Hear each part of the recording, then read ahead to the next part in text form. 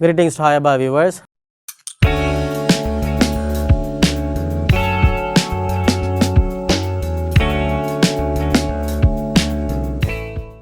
நம்ம லாஸ்ட் வீடியோவில் ஸ்பீச் அப்படின்னா என்ன, அதில் இருக்கிற வெரைட்டிஸ் என்ன, ப்ளஸ் ஒரு ஸ்பீச்சில் இருக்கக்கூடிய பார்ட்ஸ் என்னென்ன அப்படின்னு இந்த speaker, listener, reporting verb and speech இதெல்லாம் பார்த்தோம். ஸ்டில் அதுக்குள்ளார நம்ம இன்னும் நிறையா ட்ராவல் பண்ண வேண்டியிருக்கு. இப்போ ஸ்பீக்கர் வச்சுக்கிங்க, the speaker, the listener and reporting verb and the actual speech. இப்போது இந்த ஸ்பீக்கர் யாராக இருக்க முடியும் அப்படின்னா, நாம் ஆல்ரெடி படிச்சிருக்கோம் 3 persons. அதில் இருக்கிற யாராக ஒருத்தவங்க தான். இப்போ first person, second person, third person. அப்போது இந்த ஸ்பீக்கர் என்னென்னா அந்த பர்சன்ஸ் டேபிள் நம்ம படிச்சிருக்கோம் இல்லைங்களா, இதெல்லாம் நம்ம பிகினிங்கில் படிச்சிருப்போம். அப்போ பர்சன்ஸ் உள்ளதெல்லாம் அவங்க வந்துட்டு யாராக ஒருத்தவங்க தான் பர்சனாக இருக்க முடியும். லிசனும் வந்துட்டு எகெயின் அந்த பர்சன் டேபிளில் இருக்கிற ஒரு ஆள் தான். ஐ மீன் சப்ஜெக்ட் டேபிள் அதுக்கு பேர் persons table, otherwise it is called subject table. இதெல்லாம் நம்ம இயர்லி செஷன்லேயே படித்து முடிச்சாச்சு, 2வது 3வது கிளாஸ்லேயே முடிச்சிருப்போம் அதெல்லாம். இப்போ ரிப்போர்ட்டிங் வெர்பு அப்படி பார்த்திங்கன்னா நல்லா இங்கே தான் கவனிக்க வேண்டிய நண்பர்களே, நம்ம கிராமர் வந்துட்டு படிப்படியாக தான் பில்டப் பண்ணப்படுகிறது. இப்போது நம்ம ஏற்கனவே படிச்சிருக்கிறோம் கைண்ட்ஸ் ஆஃப் சென்டென்சஸ். அப்போது 4 விதமான சென்டென்சஸ் படிச்சிருக்கிறோம். If you are able to recall it then it's okay for you. என்னென்ன அப்படி இருக்குன்னா, ஸ்டேட்மெண்ட் இருக்கும், இன்டராகேட்டிவ் நான் ஷார்ட்டாக எழுதுகிறேன், தென் இம்பேரேட்டிவ் ஐஎம்பி, தென் எக்ஸ்க்ளமேட்டரின்னு வச்சுக்குவோம். இப்போது 4 விதமான சென்டென்சஸ் இருக்குது. அப்போது இந்த 4 விதமான சென்டென்சஸுக்கும் தகுந்த மாதிரி இந்த ரிப்போர்ட்டிங் வெர்பு மாறுபடும். எப்படி மாறுது அப்படிங்கிறத இப்போ நம்ம கவனிக்கலாம்.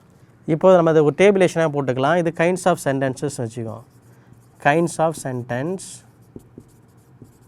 அடுத்ததாக வந்துட்டு இதுக்கு ரிப்போர்ட்டிங் வெர்பு என்ன வரும், ரிப்போர்ட்டிங் வேர்பு. இப்போது இந்த கைண்ட்ஸ் ஆஃப் சென்டென்ஸில் அது ஸ்டேட்மெண்ட்டாக இருந்துச்சு அப்படின்னா, we know what is statement. Statement அது அசர்ட்டிவ் ஆர் டிக்ளரேட்டிவ் அந்த மாதிரி சென்டென்ஸாக இருந்தால் இங்கே என்ன வரும் அப்படின்னா, இங்கே செட் டுன்னு வரும். Said to, says, declared, announced, நிறையா வேர்டு இருக்குது இந்த இதில் வந்து நம்ம நிறைய யூஸ்க்கலாம். அனௌன்ஸ்ட், ரிமார்க்ட், மென்ஷன்டு, இப்படி நம்ம நிறையா எழுதலாம் நண்பர்களே. அந்த ஸ்பீச்சை பொறுத்து இருக்கும். இப்போ வந்துட்டு செட் டு அப்படின்னா வந்துட்டு ஒரு சாதாரண ஒரு செய்தியாக இருக்கும். டிக்ளேர்டுனா வந்துட்டு அறிவிக்கப்பட்ட ஒரு செய்தியாக இருக்கும். The umpire declared the match is dropped due to rain அப்படின்னா அப்போ வந்து டிக்ளேர்டு, அப்போ அறிவித்தல் அப்படிங்கிற மாதிரி. அனௌன்ஸ்டு அப்படின்னா வந்துட்டு இப்போ வந்துட்டு ஒரு எம்சி பண்ணுற ப்ரோக்ராம் இருக்குன்னா அது MC announced there is going to be another dance, அப்போது அது அங்கே அனௌன்ஸ்டு. இப்போது ரிமார்க்ட் அப்படின்னா வந்துட்டு the reporters remarked that this is an excellent performance by the actor அப்படின்னு, அப்போ அங்கே ரிமார்க்டு வருது. மென்ஷன்ட், இந்த மாதிரி பார்த்தீங்கன்னா இந்த ஸ்டேட்மெண்ட்டு இது எல்லாமே இந்த வேர்பு எல்லாமே வந்துட்டு என்னென்னா ஒரு ஸ்டேட்மெண்ட்டுக்கு பயன்படுத்தப்படுகின்ற வேர்ப்ஸ் தான்.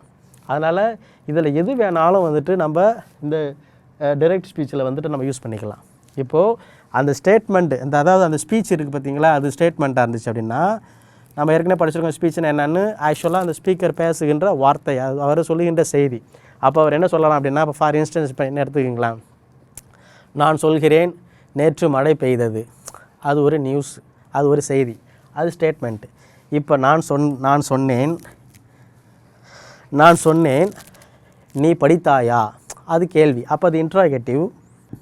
அப்போ இன்ட்ராகேட்டிவில் என்ன இருக்கணும் வந்துட்டு ஐ கொஷின்டு ஹிம் அப்படின்னு சொல்லலாம். ஐ கொஷின்டு ஆர் ஆஸ்க்டு ஆர் இன்டராகேட்டட். ஸோ இந்த வேர்ப்ஸ்லாம் வந்துட்டு ரிப்போர்ட்டிங் வெர்பில் வரும். அப்போ இந்த வேர்ப்ஸ்லாம் வந்துட்டு வந்துச்சுன்னா அது இன்டராகேட்டிவ் சென்டென்ஸுக்கு உரிய அந்த ரிப்போர்ட்டிங் வேர்ப்ஸ்னு அர்த்தம். அடுத்ததாக வந்துட்டு இம்பேரேட்டிவ் சென்டென்ஸ். இம்பேரேட்டிவ் சென்டென்ஸுக்கு என்ன வரும் அப்படின்னா, இதில் ஒரு 3 விதமாக இருக்குது.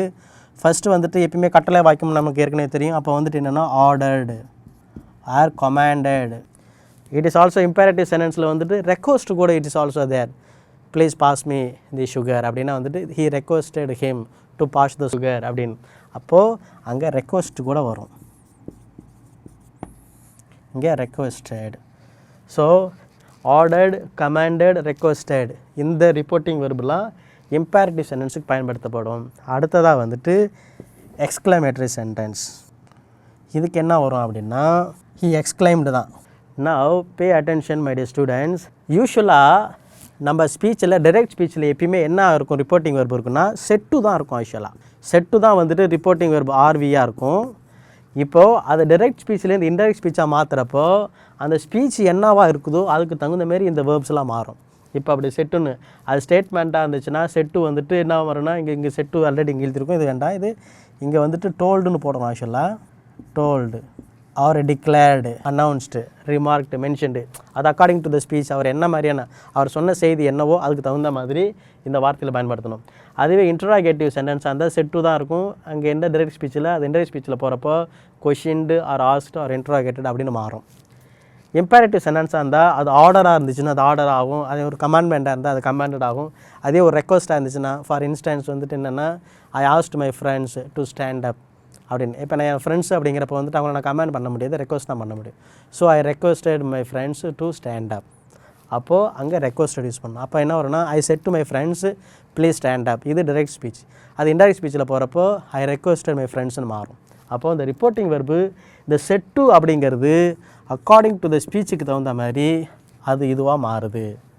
இதை உங்களுக்கு இன்னுமே எளிமையாக புரியறதுக்கு நான் ஒரு எக்ஸாம்பிளே எழுதுகிறேன். நான் இப்போ பாருங்கள், ஐ செட் டு ஹேம். இப்போ என்ன எழுதணும், கமா கொட்டேஷன் பிகின் ஆகணும். என்ன ஸ்பீச் அதுக்குள்ளே தான் எழுதணும், it rained yesterday, it rained yesterday. இப்போது இது ஸ்டேட்மெண்ட்டாக இருக்குது. அப்போ இங்கே இந்த செட்டுங்கிறது இன்டெரக்டில் மாறுறப்போ என்ன வரும்னா இங்கே டோல்டுன்னு எழுதணும். புரியுதுங்களா? இப்போ இதுவே இது வந்துட்டு டிட் யூ ஈட் அப்படின்னு கேட்டேன் வச்சுங்க, ஐ said to ham comma quotation தான், டிட் யூ ஈட் அப்படின்னு கொஷின் மார்க் முடிஞ்சு அப்படின்னா இது இன்டராகேட்டிவ் சென்டென்ஸ். அப்போ இங்கே என்ன வரும்னா இன்டெரக்ட் போகிறப்போ இது ஆஸ்க்டுன்னு வரும். புரியுதுங்களா? டேபிளேஷன் மைண்டில் வச்சுங்க, முன்னாடி எழுத டேபிளேஷன். இப்போ அதே இல்லாமல் I said to him please give me your pen. இப்போ இது என்ன வரும் அப்படின்னா I said to him please give me your pen அப்படின்னா இது ரெக்வஸ்ட் ஆயிடுச்சு. அப்போ எங்கே என்ன வரும்னா ஐ ரெக்வஸ்டட் ஹேம்னு வருங்க. புரியுதுங்களா ஸ்டூடெண்ட்ஸ்? Pay attention. இப்போது அது ஐ said to him wow you scored well. இப்போ நான் அவன்கிட்ட என்ன சொல்கிறேன், ஐ said to him wow you scored well இந்த ஃபுட்பால். நீ ஃபுட்பாலில் வந்து நல்ல ஒரு கோல் அடிச்சு அப்படிங்கிறதுக்காக. அப்போது இதுக்கு என்ன வரும்னா இது எக்ஸ்க்ளமேட்டரி சென்டென்ஸ். அப்போ என்ன வரும்னா I said to him wow you have scored well இந்த ஃபுட்பால் அப்படிங்கிறப்ப டைரக்ட் ஸ்பீச். இன்டைரக்ட் ஸ்பீச்சில் வரும்னா I exclaim to him, I exclaimed to him அப்படின்னு வரும். இப்போ புரியுதா ஸ்டூடெண்ட்ஸ்? இந்த ரிப்போர்ட்டிங் வெர்பு இதில் இருக்கிறது எல்லாமே செட்டுன்னு தான் வரும். ஆனால் அது இன்டெரக்டில் மாற்றுறப்போ இந்த ஸ்பீச் என்னவாக இருக்குதோ அதுக்கு தகுந்த மாதிரி அந்த ரிப்போர்ட்டிங் வெர்பு இன்டெரக்டில் மாறுது. ஸோ ரிப்போர்ட்டிங் வெர்பில் இருக்கிற சேஞ்சஸ் என்ன அப்படிங்கிறத இப்போ நான் படித்து முடிச்சுட்டேன். இப்போ அடுத்ததாக என்ன படிக்க போகிறோம் அப்படின்னா, நல்லா கவனிங்க. ரிப்போர்ட்டிங் வெர்பை நம்ம அந்த மறுபடியும் வந்துட்டு அந்த பார்ட்ஸ் ஆஃப் த ஸ்பீச் மண்டைக்குள்ளே எப்பவுமே இருக்கணும். Speaker, reporting verb, listener, speech. இப்போது ரிப்போர்ட்டிங் வெர்பு என்னென்னவா மாறும் அப்படிங்கிறத நம்ம ஒரு சில எக்ஸாம்பிள்ஸோட பார்த்து முடிச்சிட்டோம். ஸோ இப்போ நான் ஒரு ஸ்பீச்சில் டைரக்ட் ஸ்பீச்லேருந்து இன்டைரக்ட் ஸ்பீச்சுக்கு போகிறப்போ ரிப்போர்ட்டிங் வெர்பில் இருக்க சேஞ்சஸை நம்ம பார்த்து முடிச்சாச்சு. மறுபடியும் நம்ம இதை அப்படியே வச்சுக்குவோம். அடுத்ததாக என்ன நடக்கும் அப்படின்னா, ஒரு டைரக்ட் ஸ்பீச்லேருந்து இன்டைரக்ட் ஸ்பீச் மாறுறப்போ அடுத்ததாக வரக்கூடியது என்னென்னா, ஃபஸ்ட்டு ஸ்பீக்கர் அப்படியே தான் இருப்பாங்க, ரிப்போர்ட்டிங் வெர்பு மாறும், அதை நம்ம படித்து முடிச்சாச்சு. லிசனர் அப்படியே தான் இருப்பாங்க. அடுத்ததாக மாற்றுறப்போ இந்த கமா கொட்டேஷன் வந்துட்டு ட்ராப் பண்ண வேண்டியிருக்கும். ஏன் அப்படின்னா அவர் சொன்ன பொழுது அவருடைய வார்த்தைகளாக அது இருந்தது. நல்லா கவனிக்கணும். நேற்று மழை பெய்தது அப்படின்னு நான் சொன்னேன்னா இது என்னுடைய வார்த்தைகள், அதனால் கொட்டேஷனுக்குள்ளே இருக்குது.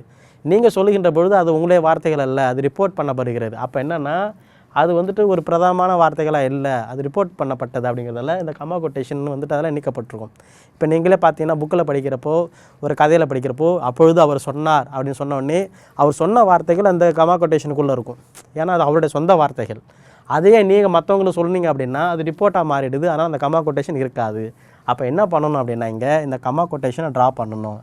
இந்த கமா கொட்டேஷனை ட்ரா பண்ணிவிட்டு என்ன பண்ணணும்னா அது கூட அங்கே ஒரு இடத்துல ஒன்று சேர்க்கணும். அதுக்கு பேர் தான் கன்ஜங்ஷன். இப்போது I said to him it rained yesterday அப்படின்னா இப்போ இது ஸ்டேட்மெண்ட் அப்படின்னா மொதல்படி பார்த்துக்குவோம். ஐ டோல்டு ஹிம், கமா கொட்டேஷனை ட்ரா பண்ணிட்டு கன்ஜங்ஷன் சேர்க்கணும்.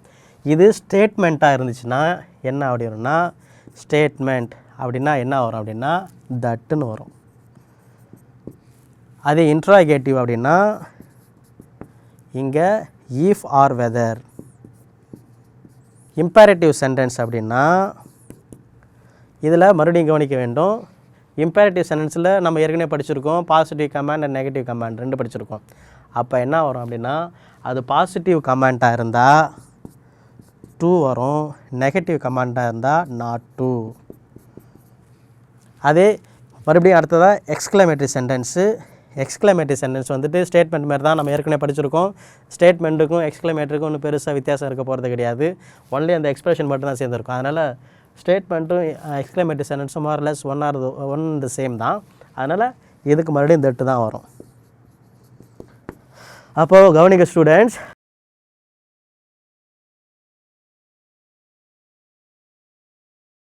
ஒரு டைரக்ட் ஸ்பீச்சில் இருக்க சென்டென்ஸு இன்டைரக்ட் மாறுறப்ப என்னென்ன நடக்குது, ஸ்பீக்கர் அப்படியே தான் இருக்கும், ரிப்போர்ட்டிங் வெர்ப் மட்டும் மாறும். அது ஸ்டேட்மெண்ட்டாக இருந்தால் செட்டு இருந்தால் அது வந்துட்டு டோல்டு ஆர் எக்ஸ்க்ளைம்டு மென்ஷன்டு நம்ம டேபிளேஷன் படித்து ஞாபகம் வச்சுக்கணும். அதே இம்பேரேட்டிவ் சென்டென்ஸாக இருந்தால் ஆஸ்க்டுன்னு மாறும். இம்பேரேட்டிவ் சென்டென்ஸாக இருந்தால் ஆர்டர்டு, ரெக்வஸ்ட், கமெண்டட் வரும். எக்ஸ்க்ளமேட்டிவ் சென்டென்ஸ் இருந்தால் எக்ஸ்க்ளைம்டுன்னு மாறும். உடனே நம்ம அடுத்ததாக லிசனர் எழுதி முடிச்சிடும். இந்த கமா கோட்டேஷன் ட்ரா பண்ணிவிட்டு ஒரு கன்ஜெக்ஷன் ஆட் பண்ணும். அந்த கன்ஜெக்ஷன் என்னென்ன அப்படின்னா, அது ஸ்டேட்மெண்ட் சென்டென்ஸாக இருந்தால் தட்டு வரும். இன்டராகேட்டிவ் சென்டென்ஸ்னால் இஃப் அல்லது வெதர் ரெண்டில் ஒன்று எழுதணும். இம்பேரேட்டிவ் சென்டென்ஸ்னால் இம்பேரேட்டிவ் சென்டென்ஸில் பாசிட்டிவ் கமாண்டாக இருந்தால் டு, நெகட்டிவ் கமாண்டாக இருந்தால் நாட் டு. அதே எக்ஸ்க்ளமேட்டிவ் சென்டென்ஸாக இருந்தால் தட்டு. ஸோ இது வரைக்கும் நம்ம கொஞ்சம் கொஞ்சமாக ஒரு டைரக்ட் ஸ்பீச்சிலேருந்து ஒரு சென்டென்ஸை எப்படி இன்டைரக்ட் ஸ்பீச்சில் எழுதணும் அப்படிங்கிறத கற்றுட்ருக்குறோம். We'll learn the further things in the next video. Thanks for watching. Good luck to you. Hi